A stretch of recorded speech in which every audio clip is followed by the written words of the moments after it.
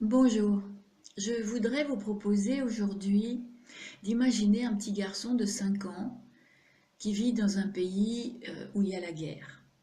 Il a toujours vu sa famille, ses amis et son entourage vivre dans la peur, dans la haine et dans la violence.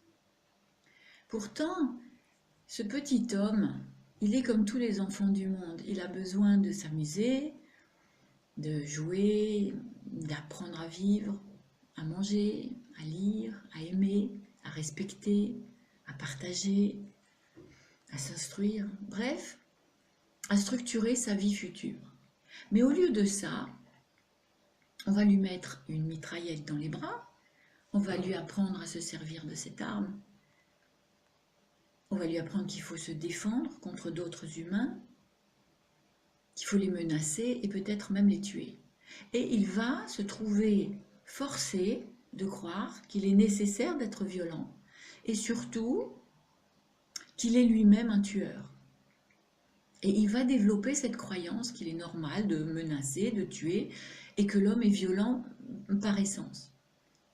Il va grandir avec cette idée de lui et il va finir par tellement y croire que ses expériences de vie vont devenir des échecs constants.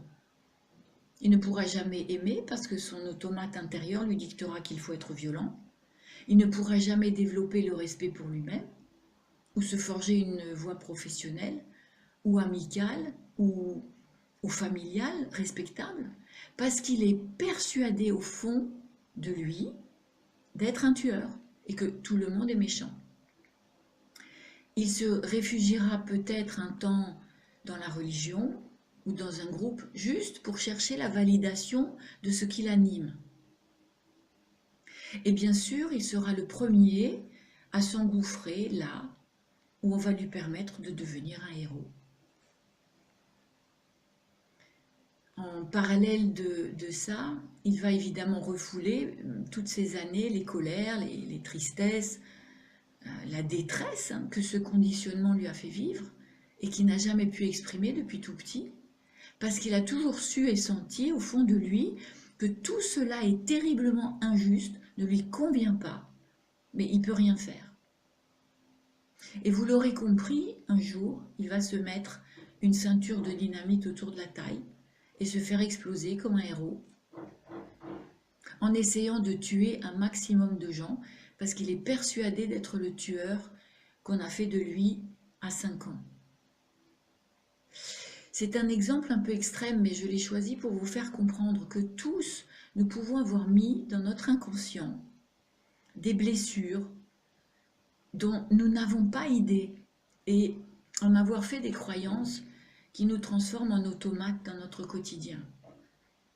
Nous avons tous et toutes refoulé un sentiment ou une émotion à un moment donné, et c'est important de comprendre que le déni de ce que nous ressentons peut à tout moment devenir une dépression, un burn-out, une chute grave, une maladie ou un passage à l'acte irrémédiable. Parce que notre corps n'en peut plus, parce que notre être bout depuis trop longtemps. Ces blessures sont plus ou moins traumatisantes. Elles ne sont pas tout aussi évidentes. Elles peuvent par exemple être un mot dénigrant ou répétitif de la part d'un ou des deux parents. Elles peuvent être une humiliation à l'école. Elles peuvent être d'avoir été témoin d'une scène de violence ou n'importe quelle expérience douloureuse dans un moment où en fait nous étions vulnérables. Je vous invite seulement à observer vos habitudes qui vous dérangent, vos répétitions ou vos compulsions, et à vous demander si ce qui se passe est réellement ce que vous ressentez de faire ou de dire. Parce qu'il y a des chances que ce soit des automatismes inconscients mis en place depuis très longtemps. Les hommes ne sont pas destinés à se haïr ou à s'entretuer. Il n'y a que les fausses croyances inconscientes qui les menacent de devenir des esclaves dans leur propre cage de souffrance.